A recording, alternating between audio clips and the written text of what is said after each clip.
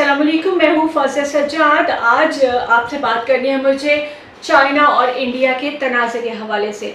China और India में लड़ाई शिद्दत इख्तियार करती जा रही है लद्दाख और उसके गिरदोनवा में। अब हो क्या रहा है और होने क्या वाला है, इस बारे में आज बात करेंगे। अच्छा, गलवान वैली का तसादुम हुआ इंडिया और चाइना के बीच में और इस एरिया में 5 फौजी मारे गए चाइना के, जबकि इंडियंस का नुकसान बहुत ज़्यादा हुआ।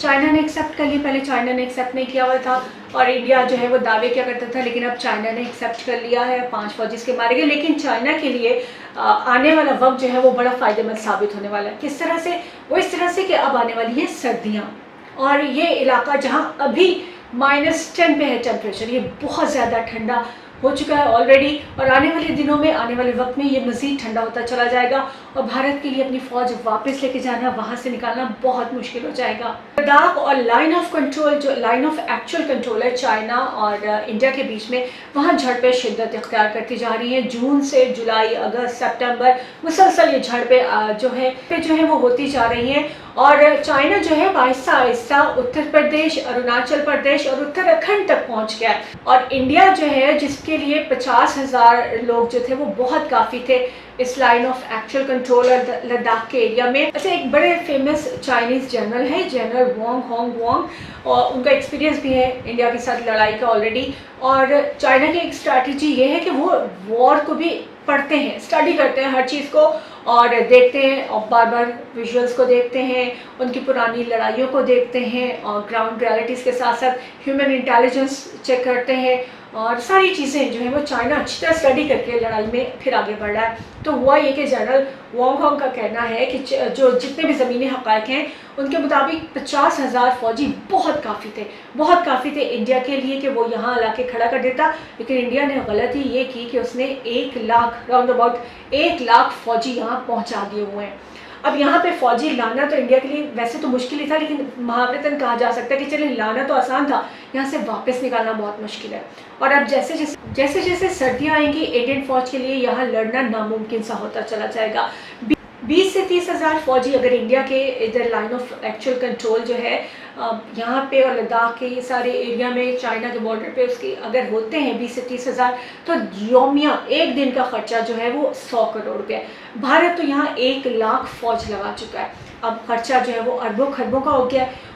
ऊपर से -10 ऑलरेडी हो गया, -10 डिग्री जो है वो यहाँ पे आ चुका है टेम्परेचर।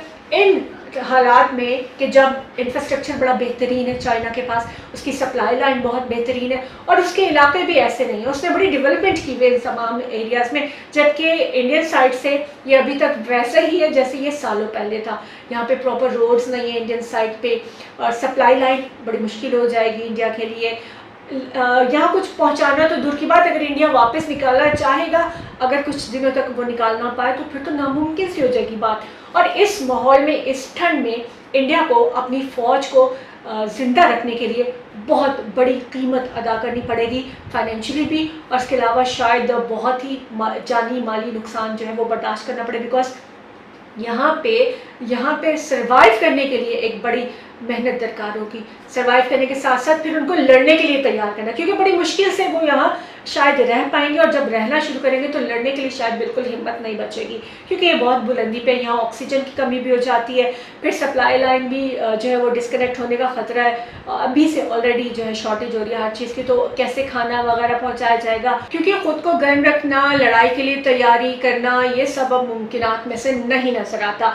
इंडिया ने गलती ये की, इंडिया को शायद ये था कि अभी सपोर्ट मिल जाएगी, अमेरिका आ जाएगा अपने साजो सामान के साथ लड़ने या जल्दी फैसला हो जाएगा, क्योंकि ये जून से मुसलसल झड़पें चलती चली आ रही है लद्दाख, तिब्बत और इन सारे एरियाज़ में। तो इंडिया को शायद ये था कि अब डू एंड डाई का वक्त आ गया और इसने अपनी मजीद फ़ौज जो यहाँ उतार दी, फ़ौज तो उतार दी, लेकिन अब वापस लेके जाना जो है उसकी कोई सूरत हाल नज़र नहीं आ रही।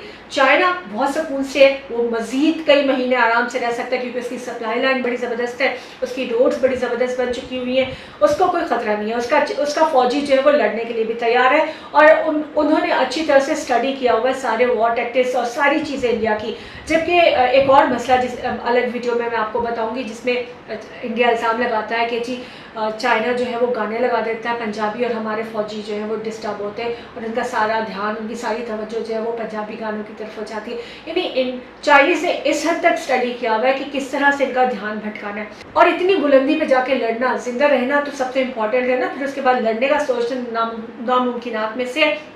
तो इंडिया के लिए बहुत ही सख्त टाइम शुरू हो रहा है, क्योंकि अमेरिका नहीं आया मदद करने के लिए। वो ज़बानी तो साथ मौजूद है, लेकिन प्रैक्टिकली वो नहीं आया। अब अमेरिका आ कैसे सकता है? वो तो अफगानिस्तान से इनखला कर रहा है, वो तो यूरोपीय यूनियन से इनखला कर रहा है, वो तो सऊदी अरब से अपनी फ़ौजें निकालने की कर रहा है। वो जहाँ जहाँ से लड़ाई कर रहा था पहले, वहाँ से निकलने की कोशिश कर रहा है, वहाँ से भाग निकलने के दर पे वो यहाँ कहाँ तिब्बत में या लद्दाख में लाकर अपनी फ़ौजें खड़ी करेगा या हथियार देगा, क्योंकि दुनिया का सबसे बड़ा मकरूज़ मुल्क खुद अमेरिका है और बहुत बड़ा मकरूज़ मुल्क है।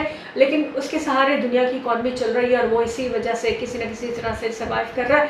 लेकिन अब वो कंडीशन उनकी भी यही है कि वो अपनी फ़ौजियों को वापस लेके जा रहे हैं। किसी भी तरह से प्रैक्टिकली इंडियंस की मदद करने नहीं आ सकता। इंडिया का शायद ये ख्वाब था जो कि चिकनाचूर हो गया और उसको भुगतना भी पड़ेगा अब, क्योंकि आने वाले दिनों में इंडियंस फ़ौजियों के लिए सर्वाइवल बहुत मुश्किल हो जाएगा, बल्कि नामुमकिनात में से होगा। और क्योंकि अब दोनों फ़ौजें यहाँ पहुँच चुकी हैं और पीछे हटना नामुमकिनात में से बहुत ही मुश्किल है, तो अब ये देखना है कि सर्वाइवल ऑफ द फिटेस्ट की जंग कौन जीतने वाला है। बज़ाहिर ये लग रहा है कि बाजी चीन के हक़ में जा रही है, क्योंकि चीन उत्तर प्रदेश, अरुणाचल प्रदेश और उत्तराखंड तक पहुंच रहा है, लेकिन भारत जहां फिक्स हो गया वहां फिक्स हो गया, उसके पास वापसी का रास्ता भी बंद हो गया। उनसे शुरू होने वाली झड़पों ने दोनों फौजों को यहाँ इस स्टेज पे लाकर खड़ा कर दिया कि उनके लिए अब वापसी का रास्ता नहीं। अब फैसलाकुन झड़प या फैसलाकुन मार्का ही कोई फैसला कर सकता है, अगर कोई मुज़ाकरात नहीं होता, क्योंकि मुज़ाकरात भी मुसलसल नाकाम होते जा रहे हैं।